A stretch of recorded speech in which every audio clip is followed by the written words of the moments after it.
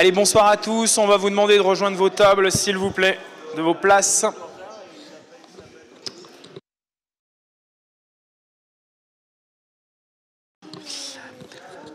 Allez, bonjour à tous. Petit retard de 3-4 minutes. Début de ce conseil municipal du 24 avril. Nous allons pouvoir passer tout de suite à l'approbation du compte-rendu de la séance précédente. Approbation du compte-rendu de la séance précédente. Hop, on attend encore 2 petites secondes que chacun puisse prendre sa place. Je suis allé vite. Je sais.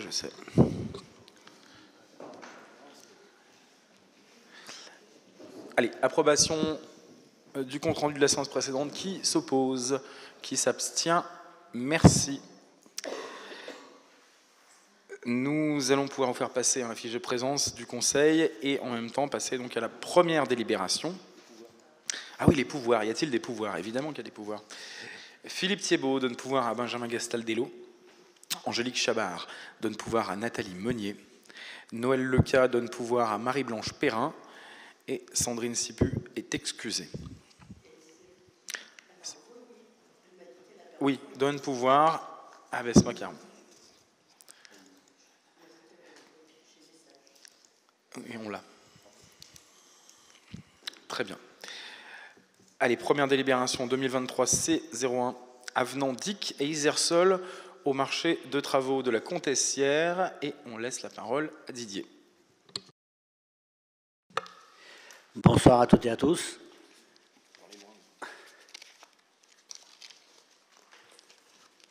Avenant marché travaux de la Comtessière, alors la société DIC.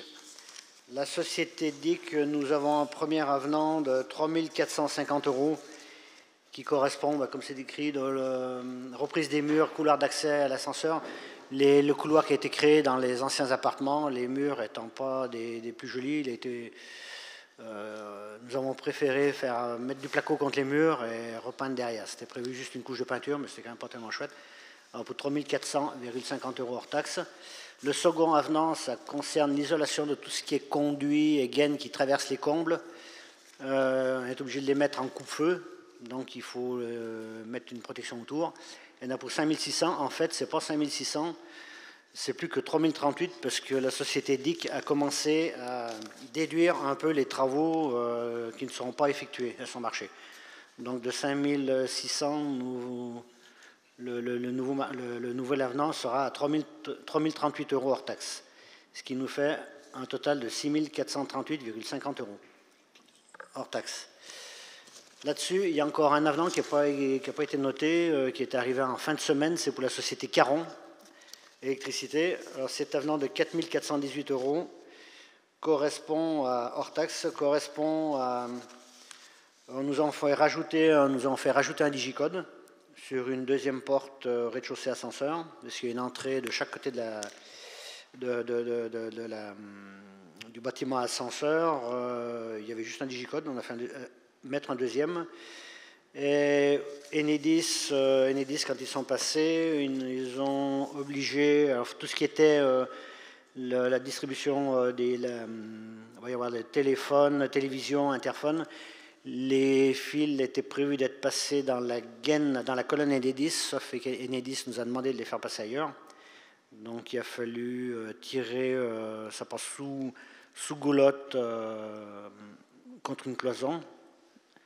Et puis tout ce qui était alimentation des appartements qui sort de la colonne Enedis, ça passait en faux plafond et Enedis nous a demandé à ce que ces fils soient mis sous goulotte. Et après, il y aura le faux plafond. Ils ne peuvent pas courir directement sur le faux plafond. Donc nous avons un avenant de la société Caron de 4 418 € hors taxe. Voilà pour le chantier La Comtessière. Allez, donc on va pouvoir rappeler donc ces montants d'avenant avec un avenant de 6 438 € pour la société DIC, un avenant de 3 038 €, de 3 400 €, est-ce que me 4 418 €. Ouais. Non, ça c'est pour les derniers, mais je vous rappelais les premiers avenants, pardon. Donc 3400 euros 50 centimes hors taxe, ainsi qu'un second avenant à hauteur de 3038 euros hors taxe. Nous avons également une moins-value de Clément Décor qui a été placée en liquidation judiciaire. Et la reprise du marché donc, de Clément Décor par la société Isersol, dans le même tableau, ainsi qu'un avenant de la société Caron à 4418 euros pour des prestations supplémentaires demandées par le maître d'ouvrage. Des questions? Oui, bonsoir. Petite question, après tous ces avenants-là, ça sera fini? Parce qu'on ajoute, on ajoute, on ajoute. Alors, au niveau des avenants, alors pour la société DIC, il y a encore une moins-value à appliquer sur son marché, qui est à peu près de 3000 et quelques euros hors taxe. Mais cette moins-value, je préfère attendre la fin du chantier. Mais il y a encore un avenant qui doit arriver de leur société, mais je suis en litige avec eux, parce que cette ligne apparaît au DPGF. Alors, après, ça dépend comment on l'interprète. Alors celui-là, je l'ai mis, mais c'est un avenant de 1500 euros. Donc j'ai demandé à la société DIC de recontrôler leur marché. Mais on arrive sur la fin du chantier. Donc en principe, on devrait être... mais nous sommes encore dans l'enveloppe. Nous sommes encore dans l'enveloppe. Voilà. Alors c'est vrai qu'il y a eu, faut reconnaître, un nombre d'avenants incalculable que l'on passe à chaque conseil municipal. Clairement, hein, c'est pas, faut pas se cacher derrière son petit doigt. On a eu un mode de gestion où on avait voilà, essayé de faire cela avec un architecte qui est toujours présent sur le chantier. Pas mal de changements entre-temps, entre ce qui avait été pensé, ce qui avait été noté, ce qui avait été inscrit, ce qui n'avait pas été inscrit. Également, pas mal de dépôts de bilan ou de succession d'entreprises. Donc il faut reconnaître qu'on a quand même joué pas mal de malchance. Et puis depuis quelques temps, beaucoup d'avenants aussi, ou de propositions d'avenants qui ont été annulées parce que les entreprises également ont joué le jeu des commandes supplémentaires qui avaient été faites par la commune, ou alors des choses qui avaient été mal comprises et mal estimées. Et puis on a rajouté quelques prestations supplémentaires, on vient d'en parler, notamment pour les interphones supplémentaires, les choses comme ça, que l'on vient passer en avenant. Mais clairement, oui, on passe 3 avenants par conseil municipal. Certes, on reste dans l'enveloppe qui avait été fixé au départ. Il y a des choses sur lesquelles il faut qu'on soit plus vigilant, et certaines choses pour lesquelles malheureusement, et notamment les dépôts de bilan, les cessations d'activité, qui nous ont malheureusement emmenés dans de telles circonstances. Voilà. D'autres questions par rapport à ces avenants de la Comtessière, par rapport au chantier de la Comtessière également, si vous le souhaitez. Une fin des travaux prévu pour le mois de juin, je crois. C'est ça. Donc là aussi, du délai supplémentaire, mais ça, on en fait une habitude. Qui s'oppose à cette délibération concernant ces avenants? Qui s'abstient? Je vous remercie. Délibération suivante. Avenant Gutin-Vézin au marché de l'école Tazieff. Donc, l'école Tazieff, il y a eu une petite erreur de transcription entre le CCTP et le DPGF. Il était prévu au CCTP une cuve de 10 000 litres pour récupérer 10 000 litres. 10 000 litres pour la récupération des eaux pluviales, sauf au DPGF, il était noté que 1000 litres. Alors, une cuve de 1000 litres, ça fait un peu juste quand même. On en avait parlé en commission bâtiment voirie, pour ceux qui étaient présents, Loïc y était. Il a été suggéré d'en tirer une cuve de 5000 litres, ce qui représente, donc la société Gutin-Vézin nous a refait un devis. Alors là-dedans, ça comprend la pompe, ça comprend tout l'ensemble. Il y a une plus-value de 2480 € hors taxe. La 1000 litres était posée pour 5400, la 5000 litres, 7880 € hors taxe. Voilà. Ok. Donc voilà, là, une commande supplémentaire, en effet. Le chiffrage initial avait été fait sur 1000 litres, malgré qu'il y avait une commande de 10 000 litres, donc un chiffrage sur 1000 litres, donc pas de perte pour la collectivité, juste une erreur de ligne qui n'avait pas forcément été relevée également par l'architecte, en tout cas pas d'incidence financière dans un premier temps. La commission a en effet estimé qu'il convenait plutôt de mettre une cuve de 5000 litres minimum qu'une cuve de 1000 litres. À partir de là, nous vous demandons d'acter cet avenant pour la société Gutin-Vézin, enfin c'est un avenant Gutin-Vézin donc au marché de l'école Tazieff, qui passerait de 5 400 € hors taxe à 7 880 hors taxe pour une cuve de 5000 litres. Des questions? Qui s'oppose? Qui s'abstient? Merci à vous.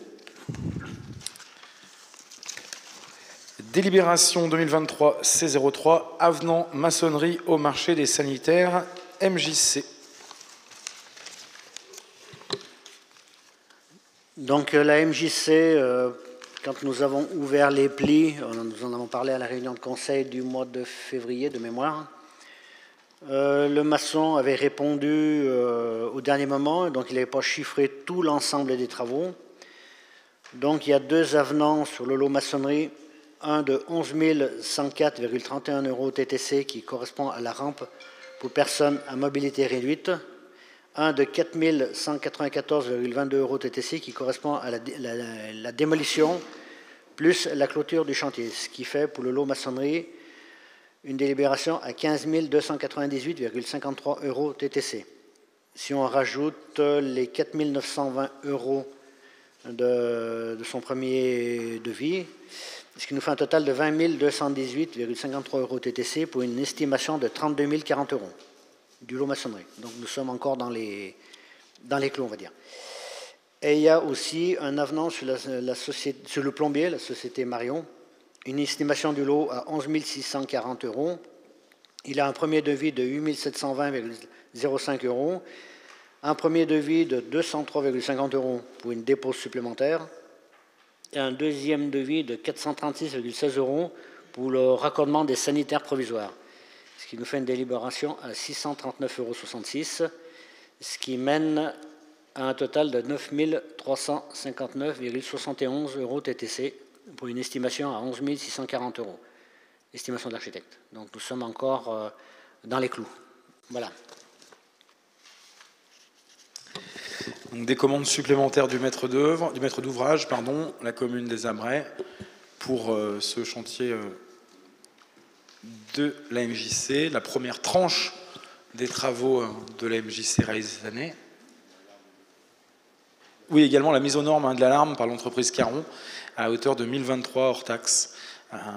Mise aux normes pour l'alarme incendie du site, dans le site global de la MJC. Donc pour 1023 € hors taxe. Ce qui nous passe le montant du marché à 8 803,50 € en ce qui concerne l'électricité. Des questions par rapport à cette première tranche de travaux de la MJC qui s'active bien, qui devrait être, elle, livrée d'ici le mois de juillet, me semble-t-il, d'ici le 15 juillet. Pas de questions. Qui s'oppose à ces avenants maçonnerie, plomberie, électricité? Qui s'abstient? Merci. Délibération 2023 C04, création d'un poste de médecin pour le centre municipal de santé. On va laisser la parole à Lucie Nivol. Bonsoir à tous. Les créneaux horaires du centre municipal de santé qui sont disponibles sont maintenant tous utilisés. Nous avons la chance d'avoir un médecin, le docteur Ibrahim, qui est très impliqué dans le bon fonctionnement du centre, mais voilà, maintenant un seul poste semble insuffisant. Et donc nous vous proposons d'acter l'ouverture d'un second poste. Pour l'instant, qui permettrait d'ouvrir un jour de plus, le vendredi, le centre municipal de santé. On continue évidemment à chercher, donc à travailler sur le recrutement de médecins libéraux.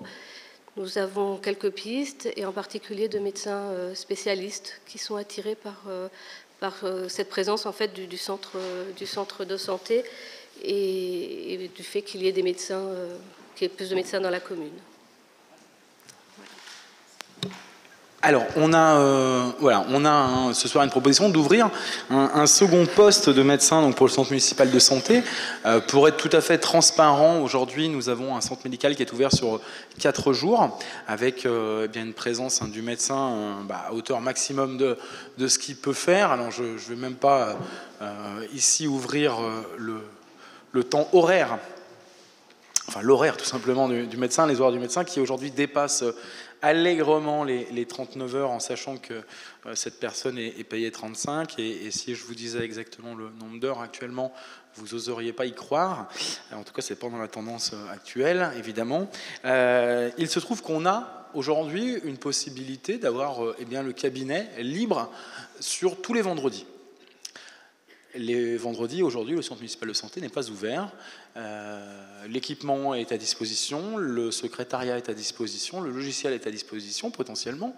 À partir de là, nous, il devenait intéressant avec Lucie de pouvoir trouver peut-être quelqu'un qui allait venir travailler au sein de ce centre municipal de santé, de façon toujours salariée, à hauteur de 8h, 9h, pour combler bien ce dernier jour. Aujourd'hui, on est à fond sur ce qu'on peut prendre. Je pense qu'on ne peut pas prendre plus de patients. On commence à avoir du délai, là où on s'était donné au maximum 3 jours, on commence à avoir du 4 jours à 1 semaine à des moments. Malheureusement, c'est ainsi. Alors tant mieux, ça vient mettre en évidence, mais ça, je pense que personne n'en doutait, le fait qu'il y avait besoin de créneaux de médecine générale sur la commune, mais au-delà de ça, force est de constater qu'on n'arrive pas à répondre à la demande. Alors, on a souhaité, nous, travailler sur l'éventualité de médecins qui viennent sur des journées, voilà, pour venir apporter du temps supplémentaire. En face, comme je vous le répète, il y a également de la recette, il y a de la ressource. On avait pu en parler lors du budget, en sachant qu'évidemment, on n'est pas non plus sur les mêmes bases tarifaires que le premier médecin, sur les mêmes bases, excusez-moi, de rémunération, que le premier médecin qui était arrivé, qui lui, pour le coup, est à, bien évidemment, 35 heures au centre municipal de santé. Je suis très content que Lucie ait pu mettre en évidence et louer son professionnalisme et son engagement. Je tiens vraiment à le souligner parce que, certes, il y a des personnes qui vont aimer, pas aimer. On a tous nos avis sur le docteur, et sur la relation qu'on a au médecin, bien évidemment. Par contre, on ne peut pas remettre en cause aujourd'hui que ce salarié municipal, si je peux exprimer ainsi, donne vraiment de son temps, de son énergie, au-delà de ce que son contrat lui demande de faire, pour remplir au mieux sa fonction en médecine de campagne. Voilà. Des questions? Oui. Il n'y a pas d'autre solution que de salariés? Si, il faut trouver des médecins libéraux. Et donc, pourquoi vous arrivez à attirer des médecins qu'on paye et d'autres, et médecins libéraux, non? Alors, là, on est quand même sur un profil... on va enlever cette journée, parce que finalement, là, on est sur une journée. C'est sur des personnes qui potentiellement sont en fin de cursus de médecine, en tout cas en fin de carrière, qui ne souhaitent plus et n'ont plus les moyens de pouvoir ouvrir en libéral pendant des jours et des jours, et qui souhaitent se reconvertir, soit au sein d'associations pour exercer de la médecine au sein d'associations en tant que salariés, soit aux collectivités ou autres dispositifs. Ça, c'est le premier point, donc pour là, notre accueil sur une journée où on a un profil particulier. Sur la médecine libérale, proprement dit, on a pu rencontrer le département il y a de ça 2 semaines, pendant plus de 3 heures. Autant la vice-présidente que les techniciens en charge de ce dossier. On a pu échanger aussi avec M. Mollet de l'ARS. On se retrouve clairement dans une impasse. Nous, en tant que commune, le département se retrouve clairement dans une impasse, également dans sa politique de pouvoir disposer de médecins sur le territoire et de pouvoir inciter les médecins à aller sur les territoires. Je crois qu'il ne faut pas hésiter quand même à dire la vérité. Le fait que les médecins généralistes historiques n'aient pas eu le temps, pour employer un terme simple, n'aient pas eu le temps de pouvoir prendre et de former des médecins sur le territoire, ça a été quelque chose qui n'a pas arrangé qui n'a pas arrangé en tout cas l'attractivité.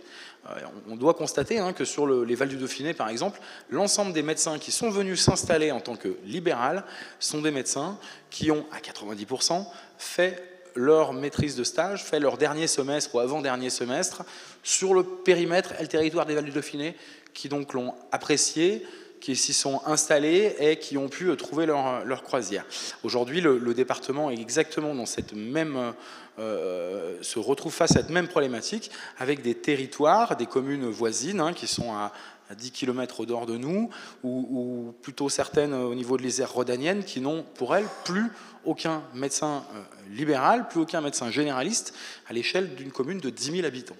Et malheureusement, aucune capacité à pouvoir attirer, sauf évidemment le coup de chance. Alors, coup de chance provoqué par certaines communes qui vont réussir à mettre les atouts de leur côté, à promouvoir d'une certaine façon, par connaissance, par autre, mais ça reste quand même, à moins que vous me contredisiez, vous ayez des exemples, voilà, ça reste quand même très rare et souvent des concours de circonstances.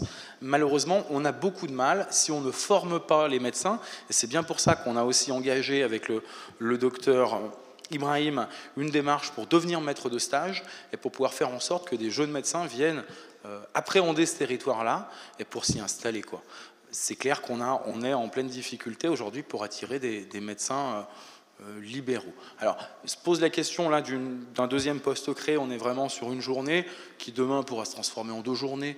Mais en tout cas, l'idée est toujours la même, c'est d'arriver à sortir du monde salarié, d'arriver à passer un cap pour des médecins et attirer des médecins qui seront libéraux, et puis également des professionnels d'autres, enfin des médecins qui seront plutôt spécialisés, et on a notamment un très bon contact pour les débuts de l'année 2024 sur une spécialité qui est très recherchée, qui viendra s'installer en médecine libérale sur un mi-temps, en médecine, excusez-moi, oui, de façon libérale, excusez-moi, sur un mi-temps sur le centre municipal de santé, mais c'est vrai que pour la médecine générale, eh bien, on a une difficulté, quoi, on n'arrive pas à trouver, en fait.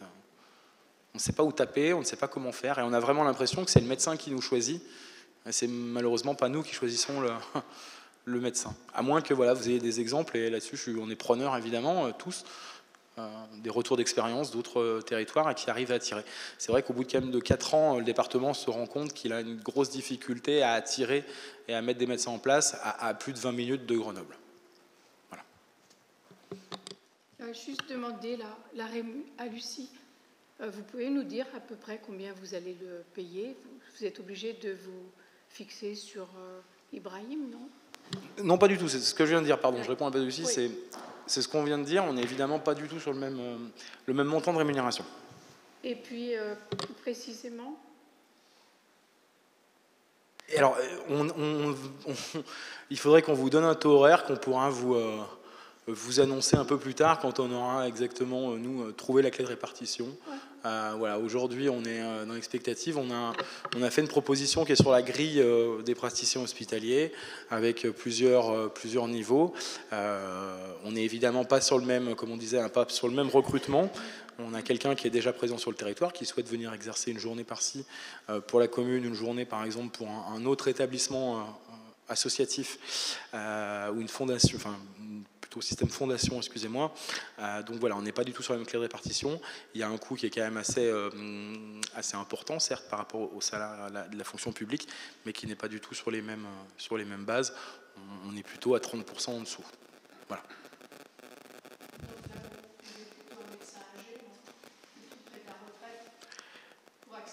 60 ans. Alors, c'est quand même, cette histoire d'argent, elle est quand même assez subjective, parce qu'au final, on se rend compte que les personnes qui sont venues, qui ont aussi consulté, entre guillemets, le fonctionnement du centre municipal de santé, et là, Lucie, tu viendras expliquer, enfin, en dire un peu plus, on a eu des profils plutôt jeunes, également, mais qui ne souhaitaient pas spécialement gagner beaucoup d'argent, qui souhaitaient surtout aménager leurs horaires comme ils le souhaitaient. On se rend bien compte aussi qu'on a un changement de paradigme à ce niveau-là, avec une énorme partie des médecins qui ne souhaitent pas forcément être là pour le revenu. Déjà, on n'y est pas pour le revenu, on y est par vocation, certes, mais en tout cas qui n'avaient pas le revenu en premier critère et qui souhaitaient surtout avoir un parcours de vie différent.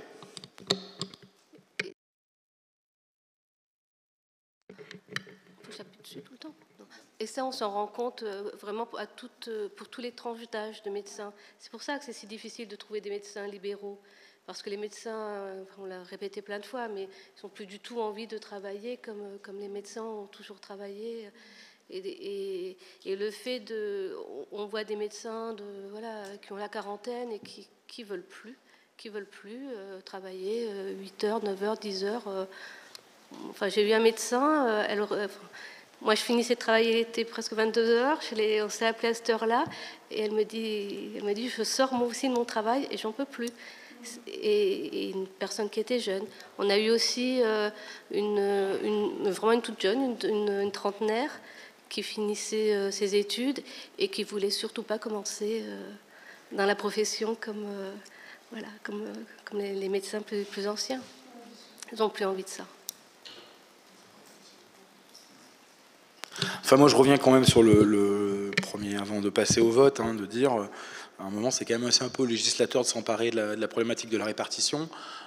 Nous, en tant qu'élus locaux, n'importe quel échelon qu'on soit, malheureusement, on ne va pas avoir énormément de leviers pour pouvoir attirer, à part être de bons vendeurs. Et là-dessus, je pense qu'on essaie de faire le maximum. Mais malheureusement, il nous manque trop d'éléments. À un moment, si le législateur ne s'empare pas de la question de la répartition, ne s'empare pas de la question de potentiellement l'obligation d'homogénéité de services sur les territoires, eh bien la médecine salariée va devenir de plus en plus fréquente et à ce moment-là, évidemment, desservir à la cause. Je pense qu'on va avoir quelques annonces d'ici peu de temps des échelons supérieurs aux nôtres, d'un point de vue taille de collectivité, qui également songent grandement à passer la médecine salariée. Donc voilà, tout simplement, à changer de dispositif, alors qu'elles avaient essayé plein d'autres dispositifs avant. C'est des idées, des hypothèses très fortes qui sont émises par les strates supérieures aux nôtres. À partir de là, c'est pas cohérent, c'est quand même un peu à l'État et aux législateurs de mettre en place les moyens pour que tous les habitants qui sont répartis sur le territoire aient un accès aux mêmes droits que les autres, et notamment surtout au point de vue médical. Je vous propose de pouvoir passer au vote. Qui s'oppose à cette délibération de création d'un poste de médecin, d'ouverture de poste de médecin pour le CMS, médecin supplémentaire. Qui s'oppose? Qui s'abstient? Je vous remercie. Création d'un poste d'ATSEM à l'école maternelle des Dauphins. Madame Pégou. L'inspection académique nous a confirmé l'ouverture d'une 4e classe sur l'école maternelle des Dauphins. Cette classe avait été fermée à la rentrée 2022 suite à une baisse des effectifs, la situation ayant beaucoup évolué pendant l'année. Et si les prévisions se maintiennent, nous serions pour la rentrée 2023 à 99 enfants, ce qui légitime donc l'ouverture de la 4e classe. Et qui dit 4e classe dit donc création d'un poste d'ATSEM pour que cette classe bénéficie, comme toutes les autres classes de la commune, des services d'un agent territorial. C'est moi qui...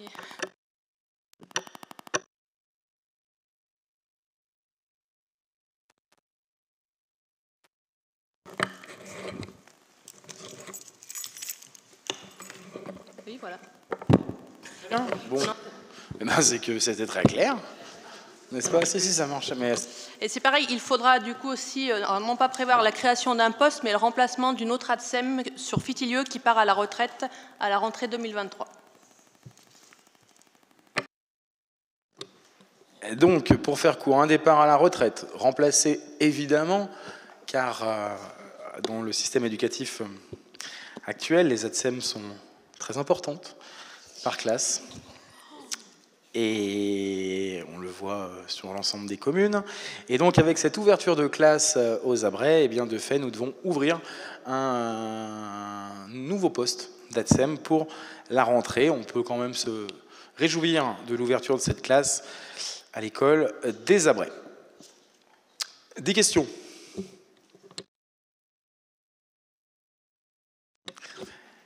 Alors, qui s'oppose? Qui s'abstient? Merci. Délibération suivante, les avancements de grade. Délibération 2023 C06. 2 agents techniques peuvent prétendre un avancement de grade de l'ancienneté.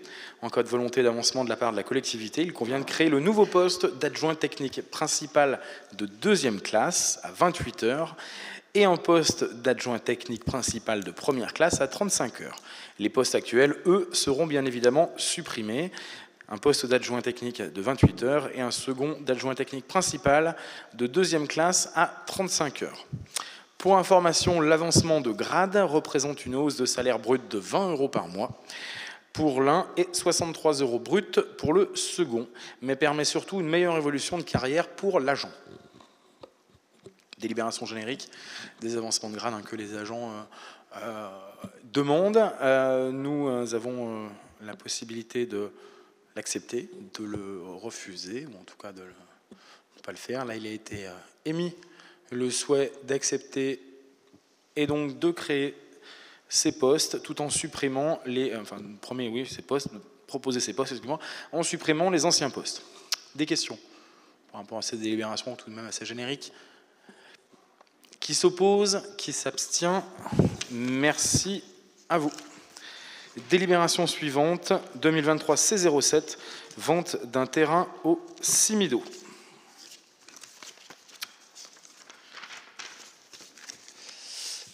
Le conseil municipal par délibération 2022 H05 et 2023 B14 a validé l'acquisition des parcelles cadastrées AL86 et AL87 situées chemin du Moran. Une promesse unilatérale de vente a été signée et il convient désormais de prévoir la cession de la parcelle AL307 d'une superficie de 440 m², issue de la parcelle originelle AL86 au syndicat des eaux des Abrais afin que ce dernier réalise un accès plus sécurisé pour les véhicules du syndicat au niveau du chemin du Moran.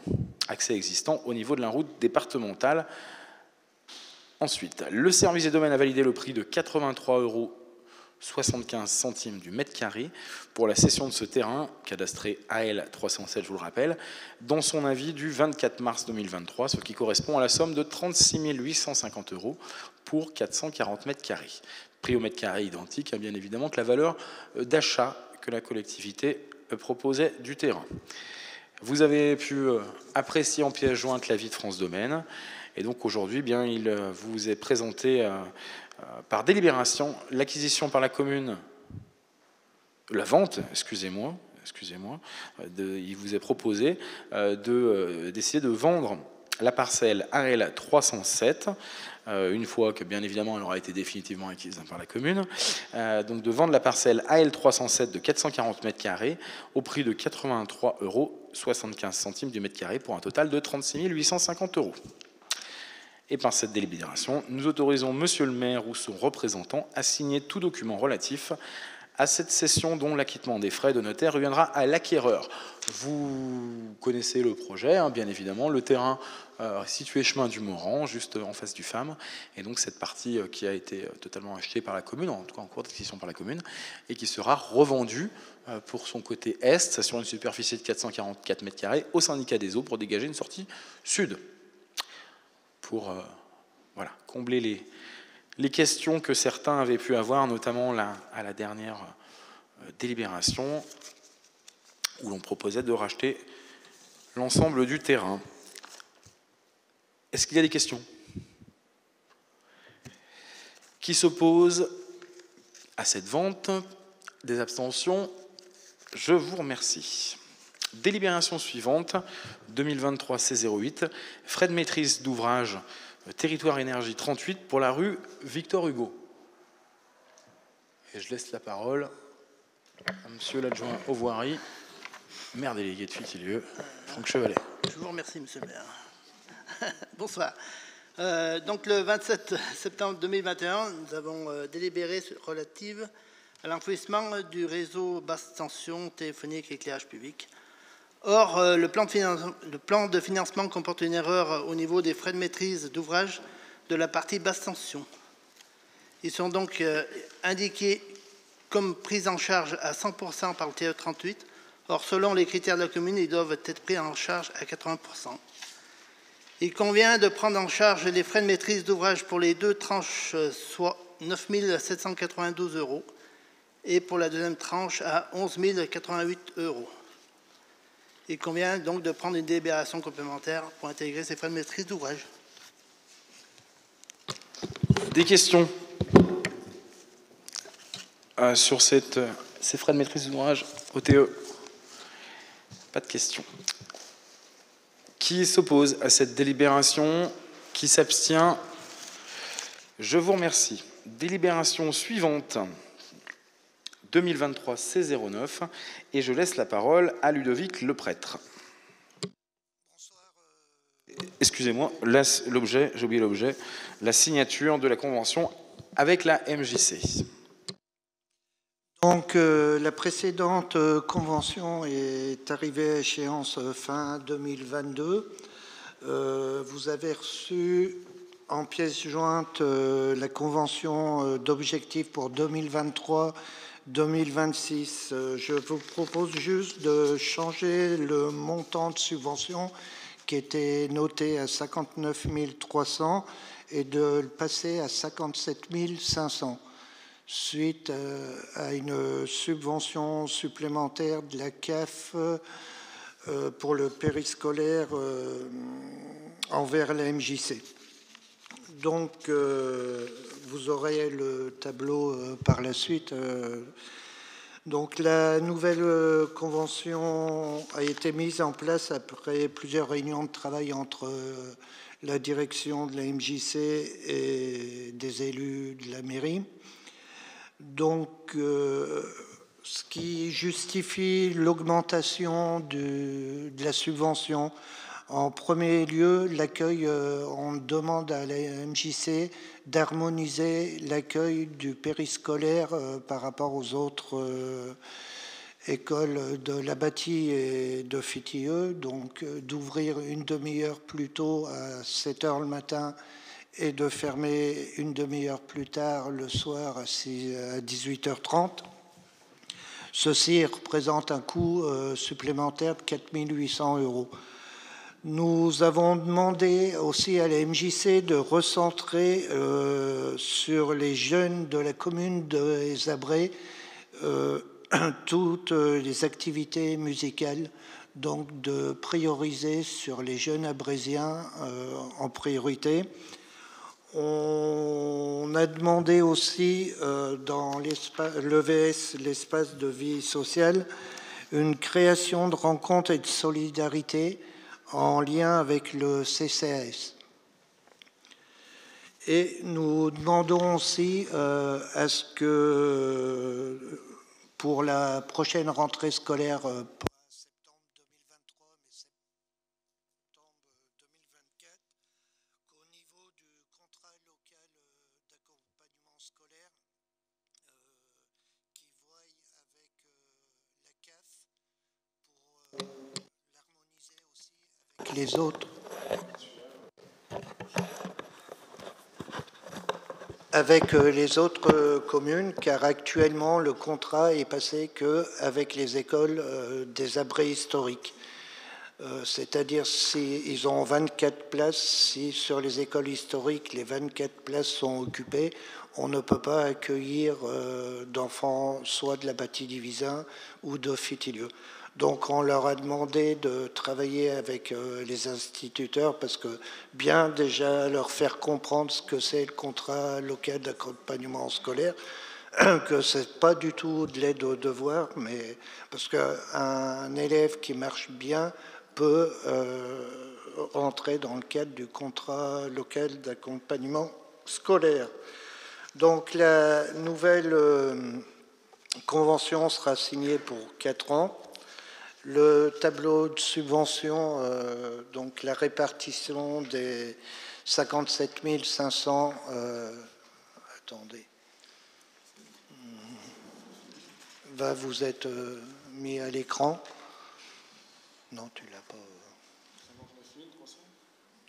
57 500 au lieu de 59 300.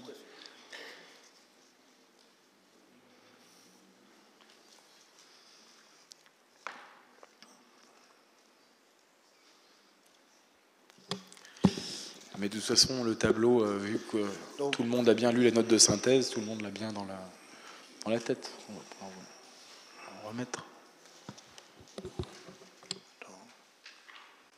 Sinon, moi, je peux vous en parler.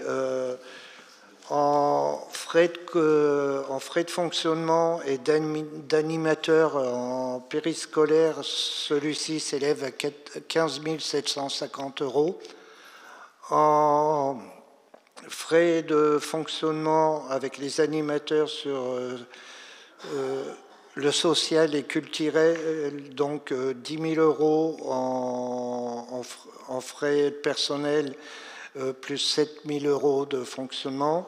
La musique, frais fonctionnement plus animateur à 11 250. Et ce qu'on appelle le support global, le temps, direction et de secrétariat à 13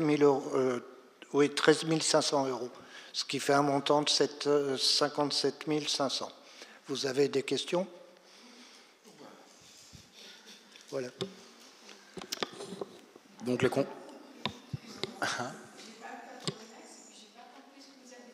C'est-à-dire?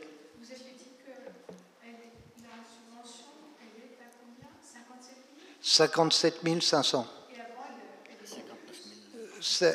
On vous avait envoyé avec un montant de 59 300.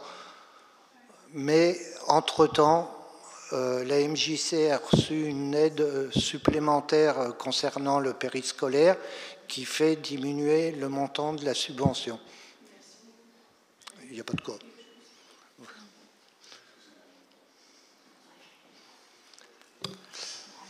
Pas d'autres questions?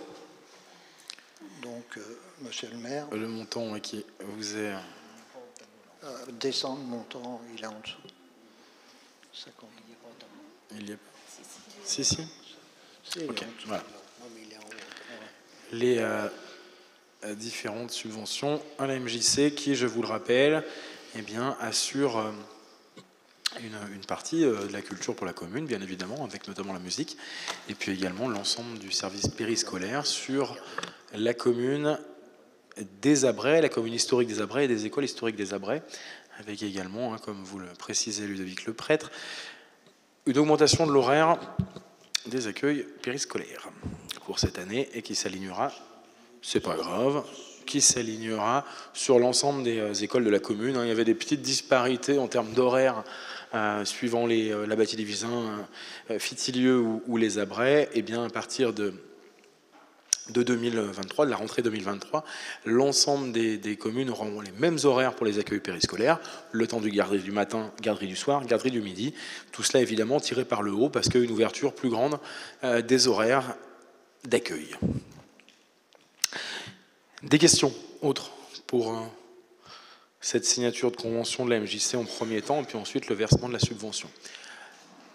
Alors, délibération 2023 C09, qui s'oppose, qui s'abstient, merci à vous. Délibération donc 2023 C10, je vous propose de modifier, comme vous l'a expliqué Ludovic le prêtre, le montant qui n'est non plus de 59 300 mais de 57 500 €, qui s'oppose, qui s'abstient. Je vous remercie. Et puis comme vous avez pu également le voir dans un second tableau qui était à la note de synthèse, et pour vous faire une petite annexe, un petit rappel, ça c'est la subvention que met la mairie tous les ans pour l'ensemble de ses activités. Alors je ne dis pas que c'est cette subvention que la mairie met pour la MJC, elle le met pour l'ensemble des activités que propose évidemment la MJC, mais qui est au service de tout le monde. Et puis au-delà de cette somme de quasiment 60 000 €, eh bien, vous avez également des mises à disposition d'équipements avec le paiement des frais, donc soit les fluides, que ce soit les assurances, le nettoyage, et puis l'ensemble de ce qui va avec ces choses, ces annexes, pour un montant de 33 000 € pour l'année 2022. Donc voilà les dépenses également annexes que, évidemment, la mairie assume de plein gré pour pouvoir continuer à faire exploiter ses compétences et que ces compétences soient rendues aux citoyens abrésiens. Je me permets de le dire et de parler de ces montants-là parce que ça permet de remettre également en perspective la part du fonctionnement sur l'ensemble des salles et sur l'ensemble des compétences, excusez-moi, exercées par les différentes associations, et notamment aujourd'hui par la MJC, que l'on remercie bien sûr. Subvention MJC 2023, 57 500 € qui s'opposent, qui s'abstient. Je vous remercie. Et délibération suivante, modification de tarif de la vogue annuelle. Chantal? Non? Oui, n'est-ce pas? On est bien d'accord. Madame Nelaton. Ah, allez, mais je m'en occupe. Ah oui, c'est vrai. Ça, c'est la question du budget. Ouais. Alors, il nous a été demandé donc de créer une rectification, voilà, des tarifs publics votés donc en février, qui reprenaient un tarif disproportionné pour la vogue annuelle par jour de présence. C'est ça. On avait mis donc un tarif par jour qui était de 500 €, me semble-t-il, ce qui semblait être assez énorme, et que ce forfait n'est pas par jour, mais pour la durée de la vogue, soit pour 2 semaines historiquement. Bien que cette année, ce ne soit pas été sur 2 semaines. Mais le forfait que nous avons voté donc en février, qui était de 500 €, je crois, c'est ça, de 500 €, eh bien, n'est donc pas pour la journée, mais pour la période de l'ensemble de la vogue, 15 jours. Des questions? Une petite délibération générique. Qui s'oppose? Qui s'abstient? Merci à vous. Ah, délibération suivante. 2023, C12. Non. Naming de l'école de Fitilieu. Hélène Pégou. Ah. Alors l'école de Fitilieu, que nous appelions l'école du Macle, en fait n'a jamais été référencée au niveau de l'inspection académique, donc elle n'est pas connue officiellement sous ce nom-là. Les enseignants nous ont interrogés sur la possibilité de donner un nom à l'école, et monsieur le maire a émis le souhait que soit donné le nom de Marcel Carpiera, puisque c'était un ancien instituteur de Fitilieu, né à la Bâtiment-Gascon et qui était résistant et qui a été fusillé à la Folatière. Donc la proposition a été faite au conseil d'école, qui l'a accueilli favorablement. Et il convient donc de prendre une délibération pour que ce soit transmis à l'inspection académique et qui puisse officialiser le nom de l'école de Fitilieu. Ce serait dorénavant l'école Carpiera. Exactement. Donc, c'était ce qui avait été évoqué au tout début de ce mandat, pour nommer les groupes scolaires. Il y en a aux Abrets, il n'y en a historiquement pas à Fitilieu ni à la Bâtie-Division, donc il y a un travail qui est fait à ce sujet-là. Marcel Carpiera, qui est originaire de la Bâtiment-Gascon, ça a été bien résumé, qui a été un site à Fitilieu, qui est mort à 24 ans, je crois, en juillet 44, alors même que le débarquement avait déjà eu lieu et que Bourgoin allait être libéré 3 semaines après, me semble-t-il, et qui ont été, comme nombreux autres, vendus à la Folatière, donc à l'entrée de Pont-de-Beauvoisin, et qui ont été fusillés à Lyon je ne sais plus exactement, mais je crois que c'est le 21 juillet, le 21 ou le 12 juillet, je ne sais plus, 1944. Voilà, membre pour certains des FFI, et pour ce qui était de Marcel Carpiera, membre des francs-tireurs partisans des FTP, me semble-t-il. Est-ce qu'on peut descendre un petit peu pour qu'on ait la date exacte, voilà, de l'assassinat? Ah non, transmis, excusez-moi, au Fort de Montluc, voilà, le 13 juin 1944, malgré la réticence de certains fonctionnaires. Et c'est dans la presse, et de très nombreux habitants assistèrent aux obsèques. Voilà, tout à fait, excusez-moi, on s'est trompé. La libération de Bourgoin a dû être au mois de juillet, le 20 juillet, je crois, et donc c'était le mois d'avant, juste un mois avant. Marcel Carpiera fut assassiné avec beaucoup d'autres résistants du territoire, parce que étant basé donc à la Folatière et Reculfort à Pont-de-Beauvoisin. Donc il semblait tout à fait normal que ce grand personnage de la commune puisse donner son nom, en tout cas que nous puissions lui emprunter son nom pour l'école dans laquelle il a travaillé jusqu'à la fin. Des questions?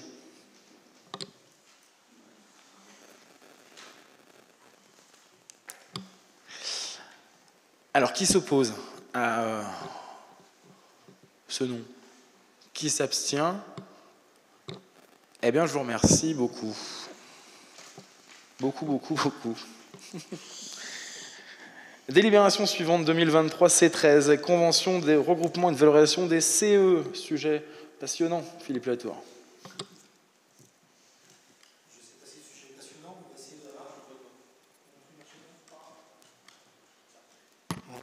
Si, ça va marcher, c'est bon. Donc à défaut du sujet passionnant, je vais quand même essayer de vous l'expliciter un petit peu. Donc le CE, ça permet en fait de valoriser les économies d'énergie. Donc ce sont des certificats qui valorisent les économies d'énergie qui sont réalisées dans le cadre de travaux sur les bâtiments communaux. C'est un petit peu comme quand en tant que particulier, vous obtenez des aides pour l'isolation, pour le remplacement de vitrage ou de panneaux isolants. C'est exactement la même chose pour les collectivités, mais bien entendu, comme il s'agit de collectivités, c'est toujours un peu plus compliqué. Donc on a un processus un peu plus lourd à gérer. Ceci étant dit, ça permet à notre collectivité de récupérer sous forme de subvention, donc d'argent qui rentre, une partie des travaux que nous réalisons sur nos bâtiments. Donc pour ce faire, nous avons le choix soit de travailler directement en interne avec un agent qui fait le compte de tous les travaux d'isolation qui sont réalisés notamment sous l'égide de Didier quand on décide de réhabiliter des bâtiments, et de faire ça donc sur des périodes. Les CE travaillent par période, donc de 3 ans. Et donc comptabiliser tout, sur la période de 3 ans tout ce qui a été fait sans rien oublier, de monter tous les dossiers, sachant que chacun des travaux en fait, nécessite l'élaboration d'un dossier particulier, de transmettre ces dossiers à l'autorité compétente et d'attendre le versement de la subvention. Il y a un autre moyen pour récupérer ces subventions, c'est en fait de lier une convention avec un partenaire habilité par l'État pour faire ce travail. Et dans ce cas-là, on lui fournit simplement la liste des travaux réalisés avec la maîtrise d'ouvrage, avec les coûts engendrés. Et c'est ce prestataire qui fait l'évaluation des économies d'énergie et qui élabore les dossiers et qui va à la pêche aux subventions pour nous et qui nous reverse les subventions en gardant une partie pour les traitements des dossiers. Donc c'est ce qui vous est proposé dans cette délibération, c'est de signer une convention avec TE38, qui est en fait le partenaire au niveau du département pour une grande partie de ce qui touche à l'énergie, que ce soit de l'installation d'énergie ou des économies d'énergie, et donc de confier à ce prestataire l'instruction des dossiers en lieu et place de nos équipes. Avez-vous des questions, des besoins d'explications plus avant? Oui, juste pour savoir, TE38, c'est les mêmes qui interviennent sur Victor Hugo? Tout à fait. C'est une société qui a effectivement plusieurs activités. C'est une société qui est une société mixte, hein, c'est un syndicat mixte, donc qui travaille pour les collectivités et qui est compétente pour tout ce qui touche à l'énergie. Donc effectivement, on peut la faire intervenir sur l'enfouissement de lignes, mais on peut également la faire intervenir sur des travaux d'isolation. Elle intervient également sur la pose de bornes de charge de véhicules électriques ou des choses comme ça. Remplacement des luminaires, les luminaires qui ont été remplacés sur la commune pour passer d'éclairage traditionnel à des éclairages LED ont été faits notamment par le TE38 ou le CEDI à l'époque, puisque c'était son nom. Et tout à fait également, merci Didier, l'achat d'énergie, puisqu'on peut contractualiser avec le TE38 pour globaliser des achats d'énergie au niveau de plusieurs collectivités et donc obtenir des prix plus intéressants. C'est quoi? C'est un organisme d'État alors? Un syndicat mixte. Territoire Énergie 38, à l'époque, c'était le syndicat d'énergie de l'Isère qui s'appelait le... Avant le TE, c'était quoi? CEDI. CEDI, syndicat d'énergie de l'Isère, c'est les regroupements des communes de l'Isère, voilà, pour l'ensemble des marchés, notamment également les taxes pour certaines communes et autres, et puis ensuite qui reverse les subventions pour le syndicat électrique de l'Isère, et aujourd'hui territoire d'énergie 38. Voilà. C'est un syndicat au même titre que le syndicat des eaux sur un certain périmètre qui gère l'eau, là c'est l'électricité à l'échelle de l'Isère. Des questions autres que les dénominations? Non. Ils Okay. se font rémunérer comment? Justement, en prélevant une partie des subventions qui sont récupérées. Donc, ce qui est expliqué dans la note, hein, au tout début du fonctionnement, on nous reversait quasiment l'intégralité des subventions, et Le succès du dispositif aidant, il a fallu renforcer ce dispositif. Donc du coup, quand on renforce un dispositif, on accroît les coûts. Donc aujourd'hui, on est à 78%, je crois, de reversement des subventions. Donc on verse effectivement, on rémunère quelque part le service, mais en gagnant... En gagnant quand même en efficacité, en efficience, alors, et puis également en prix du CE. Parce que si on devait, nous, à notre échelle, devoir revendre les CE nous-mêmes, les C2E, à l'échelle de la commune, il serait compliqué de trouver un potentiel acheteur qui veut y acheter ce bon nombre. Il serait compliqué de le valoriser et de pouvoir le revendre sur les marchés correctement. On a fait l'expérience, excusez-moi, au sein de la communauté de communes des Vals du Dauphiné, où au départ on ne savait pas vraiment trop comment faire. Bon, on s'est vite rendu compte qu'en effet il fallait qu'on arrive à les valoriser sur les marchés avec des personnes qui sont expertes et qui ont la capacité et la plateforme, l'assiette assez large pour pouvoir en valoriser assez et intéresser potentiellement des gros acheteurs, parce que sinon nous on avait beaucoup de mal à aller intéresser, ou en tout cas à tomber dans les bonnes quantités que cherchaient les gros pollueurs. C'est un dispositif un petit peu particulier, puisqu'en fait, on est vraiment dans le cadre de la loi pollueur-payeur, et donc on demande aux fournisseurs d'énergie de tout faire pour baisser la facture énergétique. Donc, pour cela, il y a effectivement leur motivation, c'est d'inciter à la réalisation de travaux d'économie d'énergie, et derrière, effectivement, ils sont obligés de contribuer à cet effort, donc fait financièrement. Et comme ils ne font pas tout directement, ils ont ce système des C2E qui leur permet d'acheter, je vais dire bonne conscience, c'est pas tout à fait ça, mais quelque part d'acheter des travaux qu'ils n'ont pas pilotés eux-mêmes, de façon à pouvoir dire au gouvernement, vous voyez, on a fait les efforts. Donc il y a effectivement une espèce de marché d'offre et de la demande entre les institutions, les particuliers qui font des travaux, et les fournisseurs d'énergie qui vont chercher des travaux à financer. Donc effectivement, quand on a une plateforme un petit peu globale, un petit peu agglomérée, on est capable on est peut-être plus fort par rapport à ces fournisseurs d'énergie, donc on peut valoriser un peu mieux ces travaux et récupérer un peu plus de subventions.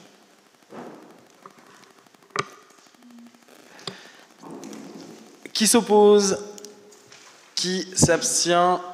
Eh bien écoutez, je vous remercie pour la validation de cette dernière délibération de la soirée, et puis on va pouvoir passer toutes aux questions diverses.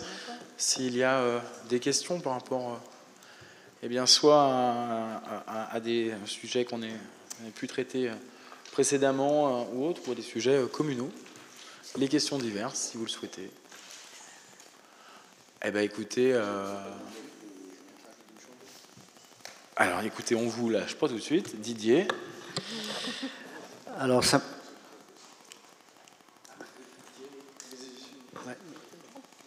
Alors, simplement une chose pour répondre à une question de Noël Leca aux dernières réunions de conseil. Les membres de la commission appel d'offres. Alors, membres titulaires, Didier Buisson, Philippe Thiebaud, Philippe Latour, Loïc Cessillon, François Boucli. Membres suppléants de la commission, Franck Chevalet, Frédéric de Gaetano, Christophe Trouillou, Marie-Claire Chuzel et Noël Leca. Voilà. Non, Claire, excusez-moi. Claire Chuzel.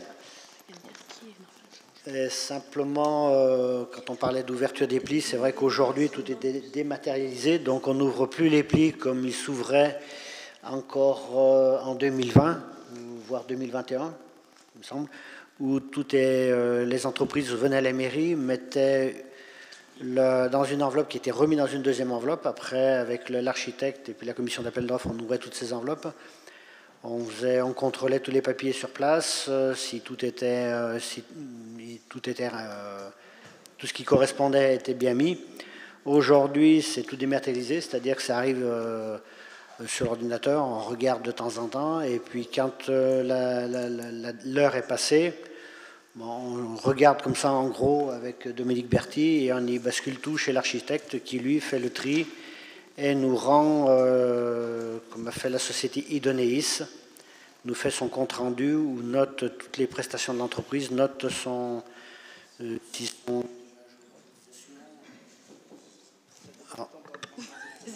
Voilà, c'est bon. Donne des notes à toutes les entreprises, ce qui nous permet après de reconnaître, ce qui nous permet après de retenir les entreprises. Voilà. Très bien pour la composition de la CAO. Le prochain conseil municipal se tiendra le 9 juin. Ce n'est pas forcément nous qui décidons, c'est que c'est le jour national pour la tenue des conseils municipaux en vue de nommer et d'élire les grands électeurs. J'ai pas fini. Ah ouais, ah non, vous déconnez pas avec la rue, là. On est bien d'accord. Attendez, je termine et après, promis juré, on parle de la couleur de la rue Ramponny. Avec plaisir. Avec plaisir. Alors, donc oui, le 9 juin se tiendra le prochain conseil municipal. Le 9 juin, hein, parce que c'est un mardi, je crois. C'est un vendredi. Un vendredi, ah, c'est un vendredi, magnifique, magnifique. Un vendredi soir, voilà, parce que c'est ce soir-là où nous devons élire les grands électeurs. La commune des Abrais dispose de 7, me semble-t-il, 7 grands électeurs à vérifier, à élire. Hein, n'oublions pas que ces grands électeurs, grands par l'esprit et non pas par la taille, Frédéric Roche, eh bien, seront amenés à voter les sénateurs. Voilà. Et maintenant, nous allons pouvoir parler d'un sujet éminemment important, la couleur de l'école de la rue Ramponny.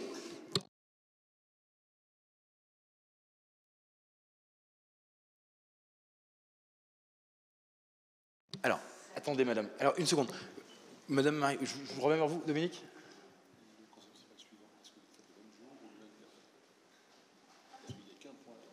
Oui, à savoir qu'il n'y a qu'un point, excusez-moi, il n'y a qu'un seul point à l'ordre du jour du 9, hein, c'est comme ça, c'est vrai que ça c'est une élection qui se passe généralement une seule fois par mandat, et donc il n'y a qu'un seul point à l'ordre du jour, obligatoirement, c'est l'élection des grands électeurs, enfin, c'est la nomination des grands électeurs. À partir de là, est-ce que nous ne ferions pas le conseil municipal le lundi juste après, c'est-à-dire 10, 11, lundi 12 juin? Vous êtes tous d'accord avec moi, c'est parfait. Nous ferons donc le conseil municipal le 12, lundi 12 juin. Ça nous laisse un mois et demi de travail. Il y a, pardon, excusez-moi Hélène Pégou, il y a quelque chose de prévu? Les conseils d'école. On essaiera de les finir le plus tôt possible. Les conseils d'école. Allez, je laisse la parole à Madame Perrin. Non. Ben, avec votre truc, on ne sait jamais si c'est ouvert ou... Ah, c'est rouge. J'ai rien dit. C'est jamais vert, c'est tout le temps rouge. Non, je disais à M. Buisson, j'ai cru qu'il allait nous parler de la couleur de ce mur qui fait grand bruit dans la... Rouge. Rouge, qui fait grand bruit dans la rue Ramponny. On est bien d'accord avec vous. Et j'en suis le premier critiqueur. Il paraît. Ah bah attendez. Alors ouais, c'est un bordeaux. Alors bon, je laisserai Didier pouvoir en reparler après. Très clairement, c'est pas du tout la couleur qu'on avait pu envisager avec l'architecte, avec la maîtrise d'œuvre. Il se trouve que c'était une référence parmi, en tout cas qui était dans un panel. Il faut reconnaître que c'est pas forcément évident, parce qu'il y a, quand on nous a redonné par la suite, parce qu'on a quand même dit « Oula, c'est quoi ça ?» Et quand on nous a donné l'ensemble du panel, franchement, c'était pas évident à se rendre compte des couleurs, surtout notamment au niveau de la matière également primaire, hein, parce que ça peut rendre de façon mate ou de façon brillante, enfin satinée, quoi, donc pas forcément simple. En tout cas, force est de constater que ça ne plaît pas, au-delà de ne pas plaire aux riverains, hein, ce qui peut être un fait, mais malheureusement ils s'en accommoderont. Au-delà de ne pas plaire aux riverains, c'est pas du tout la commande qui avait été passée, hein. Donc on a eu un rendez-vous avec l'architecte pour bien repréciser notre mécontentement, en tout cas notre désaccord, hein. Un architecte qui a été donc convoqué, enfin avec qui on a pu convoquer une réunion 4 jours après la fin de la peinture du crépi. Et on a donc convenu de modifier cette couleur de façade parce qu'il y a quand même une deuxième couche à passer, quoi qu'il en soit, et donc eh bien une deuxième couche qui viendra apporter la couleur choisi au départ, qu'on a enfin pu tester et trouver, eh bien, sera apporté lors de la prochaine manipulation, et cela sans avenant, s'il vous plaît.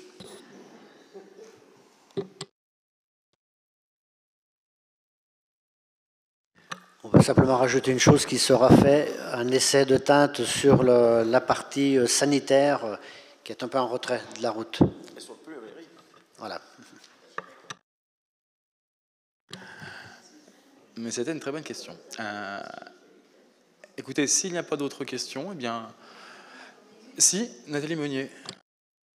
J'ai une petite question qui m'a été posée, c'était au niveau des chats errants dans la commune, où nous n'avons toujours pas fait de travail, alors qu'on a des subventions des associations d'animaux pour la stérilisation. Alors, on a une délibération qui va vous être proposée normalement au prochain conseil municipal pour justement pouvoir travailler avec une société, et notamment la SACPA, pour la stérilisation des chats errants. C'est un problème, et notamment dans une rue perpendiculaire à la rue Ramponny, pour le coup, mais ailleurs aussi sur la commune. Non, mais il faut reconnaître qu'il y en a quand même beaucoup.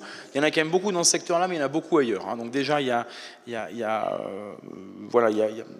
pas mal de points où on vient apporter à manger à ces chats et où malheureusement,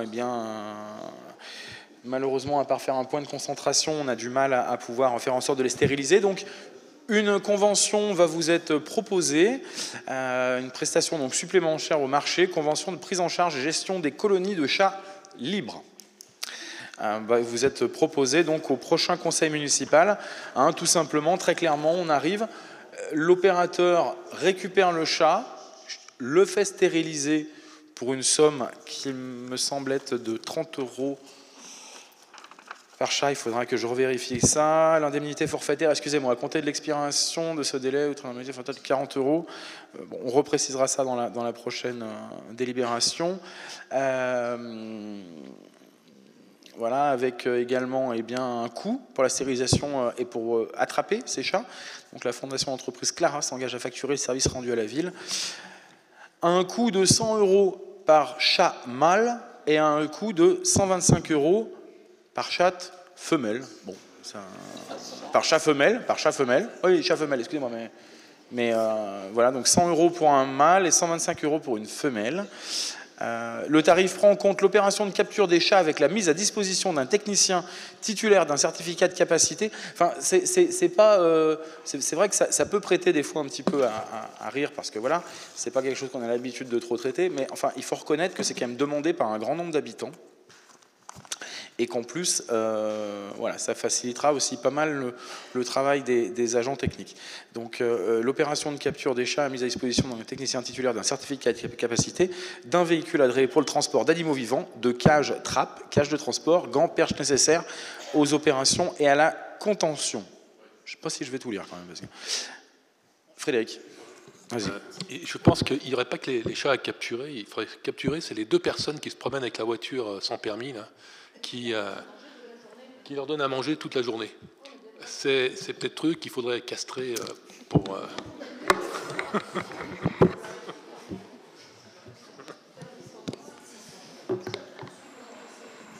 Je le sais. Ouais, alors en tout cas, c'est vrai qu'il y a des personnes, ce que je disais, qui par bon cœur, parce que ça j'en suis persuadé, et se sont fait un sacerdoce de pouvoir donner à manger aux chats errants, parce que c'est ça le cas. On a déjà pu rencontrer ces personnes-là, on a déjà pu parler avec eux, et malheureusement, voilà, ils se sont fixés une vraie mission, ouais, une vraie vocation qui est de nourrir les chats, et ça crée beaucoup de problèmes. Alors évidemment, on se posera toujours la question de dire oui, mais s'ils n'ont pas à manger là, comment ils font ? Malheureusement, ils se débrouillent, ils se débrouilleront, ça a toujours existé, c'est pas depuis il y a quelques années.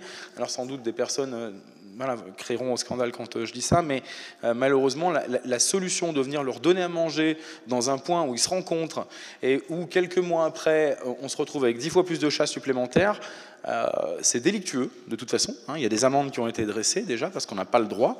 Et secondement, eh bien, malheureusement, ça ne fait que ramener de la nuisance. Donc, la convention vous sera proposée. Promis, je vous la lirai en entier parce qu'elle a l'air quand même assez fournie et intéressante.